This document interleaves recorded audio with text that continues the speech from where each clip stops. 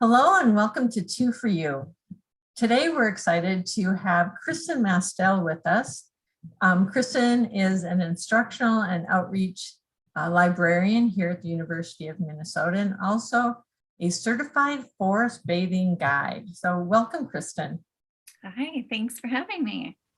So if we could start off with you giving us a bit of an introduction of what forest bathing is and its connection to well-being would be great. Sure, I'd be happy to.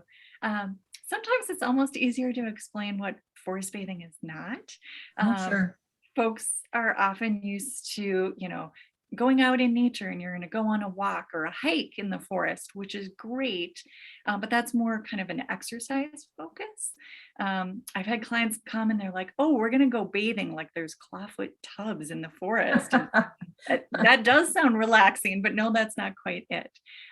So what forest bathing is, it is doing a series of activities, or you could almost view it as meditations in kind of nature, in a forested area, ideally. And it's a time for you to kind of de-stress, slow down, reconnect with your surroundings, with nature, disconnect from technology and work, and really slow down and kind of internalize and see, what you have to learn from the forest and what the forest can benefit from you as well. So could you let us know, is this a new phenomenon? Has this been around forever and we just haven't known about it? How did it come about? Yeah, so of course, human nature bond is forever old, but the actual kind of practice of forest bathing started in the 1980s out of Japan, or Shinrin-yoku. You might also hear it referred to in the Japanese translation.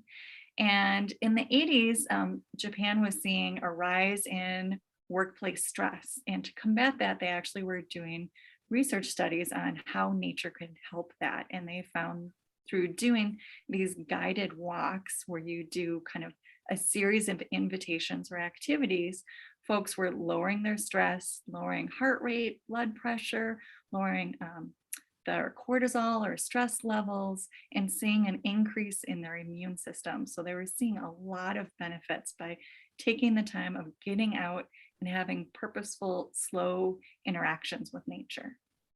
That's fantastic.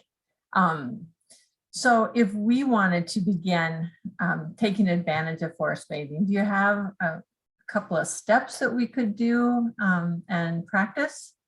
Yeah, of course I'm a librarian, so I'll give you one book recommendation. So Amos Clifford kind of wrote the book on forest bathing and brought it from Japan to the United States. So you could check out his book, and there's lots of books now from your local library. And then I would encourage you to find a sit spot, or what we call a choko. And so, find a spot that speaks to you, close to home or maybe close to work, a place that you could visit maybe on a weekly basis and spend, maybe 20 minutes outside. And it's a lovely activity to just go and sit and observe nature. Because nature might, when you first sit down, animals and everything might scatter because you're kind of in their space now. But science kind of has shown that after about 15 minutes, they realize you're not a threat and they'll kind of go about their business. And so it's a lovely time to notice how the seasons change, to just hone your observation skills. So finding a sit spot is a great activity. A second one that's really easy is 5, 4, 3, 2, 1. And that would be, going outside, picking out 5 things you could see, 4 things you could touch. So interacting with trees and leaves and grass, feathers, all sorts of things. What are 3 things that you can hear, 2 things you can smell, and maybe 1 thing you could taste? I love that. Yeah, I'm going to have to listen to this again to make sure I get all my 5, 4, 3, 2, 1s together. But I think that's a great practice. So I challenge all of you this week to take advantage of what Kristen has shared with us and lower your stress and the stress of those around you. by engaging in some forest bathing as you live and lead with intention.